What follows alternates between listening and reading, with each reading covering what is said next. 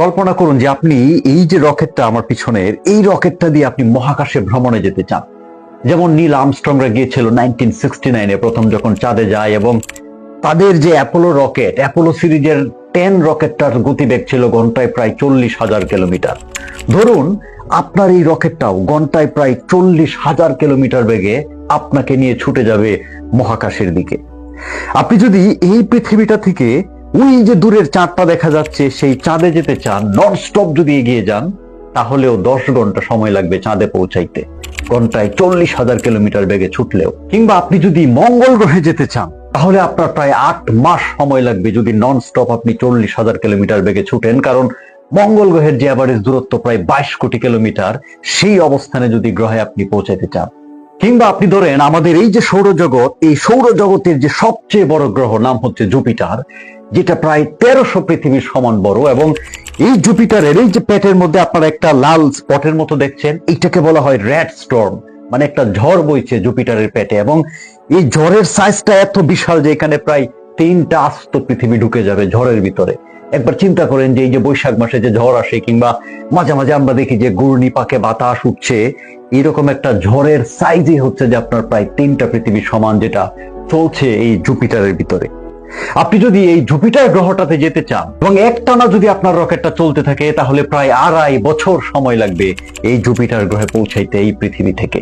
কিংবা আপনি যদি ধরেন যে আপনি কোনো চাঁদ গ্রহ বা কোথাও যাবেন না, সরাসরি সূর্যের কাছে যাবেন, সেখানে যেতেও আপনার প্রায় 5 মাসের উপরে সময় লাগবে, কারণ সূর্যটা আপনার কাছ থেকে প্রায় 15 কোটি কিলোমিটার দূরে আছে। কিংবা আপনি যদি এই সব কিছু বাদ দিয়ে একেবারে এই গোটা সৌরজগৎটার শেষ সীমানায় যেতে চান, আপনি যদি নন স্টপ 40,000 কিলোমিটার বেগে ঘন্টায় যান, তারপরেও 50 বছর সময় লাগবে সৌরজগতের শেষ মাথায় পৌঁছাইতে। ধরুন আপনি সৌরজগতের পুরোটা ভ্রমণ করে ফেলেছেন এবং এখন আপনি রকেট নিয়ে ছুটতে চান আমাদের সৌরজগতের সবচেয়ে নিকটবর্তী যে নক্ষত্র, নাম হচ্ছে প্রক্সিমা সেন্ট্রাই। এবং এই প্রক্সিমা সেন্ট্রাই নক্ষত্রটা এত দূরে আছে যে আপনার প্রায় 1,15,000 বছর সময় লাগবে আপনি যদি নন স্টপ 40,000 কিলোমিটার বেগে আপনার রকেট নিয়ে ছুটে যান আমাদের সবচেয়ে কাছের যে নক্ষত্র সেই প্রক্সিমা সেন্ট্রাইয়ের দিকে। এরপর ধরেন আপনার মন চাইলো যে না, আপনি আমাদের এই যে গ্যালাক্সি, যেই গ্যালাক্সিতে আমরা আছি, আমাদের এই সৌরজগৎ আছে, এবং এইরকম প্রায় 10,000 থেকে 40,000 কোটি সৌরজগতের মতো নক্ষত্র গ্রহ সবকিছু মিলিয়ে থাকতে পারে, এই গ্যালাক্সিটার সেন্টারে আপনি যেতে চান। আপনি দেখতে চান যে একেবারে সেন্টারে কি আছে সেই যে বিশাল ব্ল্যাক হোলটার জায়গায়। দেখুন, আমরা আমাদের এই সৌরজগৎটা আমাদের এই মিল্কি ওয়ে গ্যালাক্সির একেবারে প্রান্তের দিকে আছে, এবং এই প্রান্ত থেকে আপনি যদি এই মিল্কি ওয়ে গ্যালাক্সির সেন্টারে যেতে চান এবং আপনার রকেটটা যদি নন স্টপ 40,000 কিলোমিটার বেগে ছুটে যায়, তাহলে প্রায় 70 কোটি বছর সময় লাগবে এই পৃথিবী থেকে আমাদের নিজেদের গ্যালাক্সি মিল্কি ওয়ের সেন্টারে পৌঁছাইতে।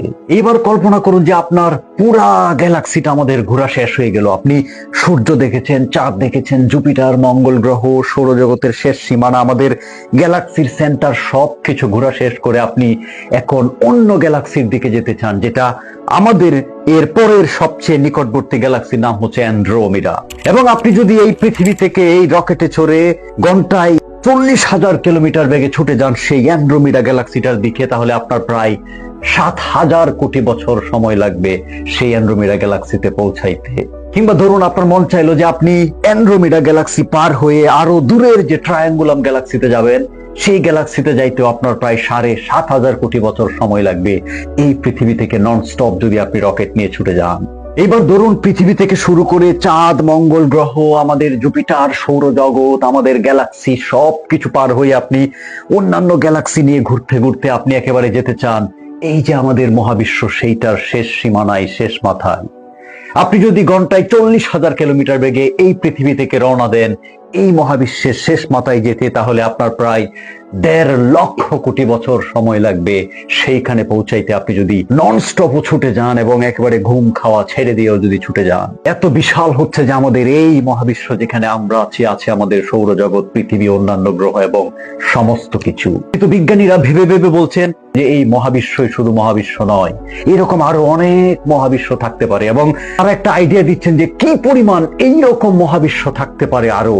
এবং এই মাল্টিভার্সের সংখ্যাটা এত বেশি হতে পারে যে বিজ্ঞানীরা একটা নাম্বার আন্দাজ করেছেন 10⁵ অর্থাৎ ধরুন আমরা যখন বলি যে 2⁵2 বা 2 স্কোয়ার 2 দুগুণে 4, এইভাবে আপনি যদি 10-এর উপরে 500 লিখে সেইটাকে যদি গুণ করে যেতে থাকেন, তাহলে যে নাম্বারটা আসবে এতগুলো মহাবিশ্ব, এই যে বললাম এতক্ষণ আপনাদের, যে মহাবিশ্বের শেষ সীমানায় যেতেও আপনার প্রায় 1.5 লক্ষ কোটি বছর সময় লাগবে যদি ঘন্টায় 40,000 কিলোমিটার বেগে ছুটে যান।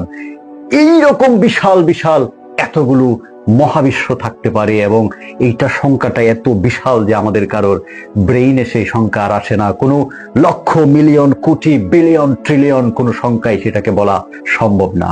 এতক্ষণ এই কথাগুলো আপনাদের কেন বলেছি জানেন?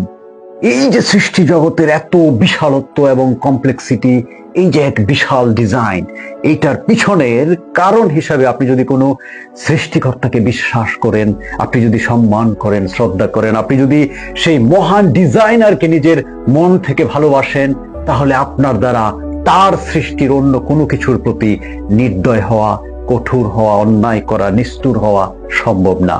কারণ আপনি নিজেও হচ্ছেন এই গোটা সৃষ্টি জগতের, এই গোটা মহাবিশ্ব কিংবা মাল্টিভার্স যাই হোক না কেন, সব কিছুর এই ডিজাইনের একটা অংশ। এবং আপনার আমার কর্তব্য, দায়িত্ব হচ্ছে সেই ডিজাইনার, সেই সৃষ্টিকর্তার প্রতি সম্মান থেকে তার সৃষ্টির প্রতি দয়া এবং করুণা এবং ভালোবাসা ছড়িয়ে দেয়া।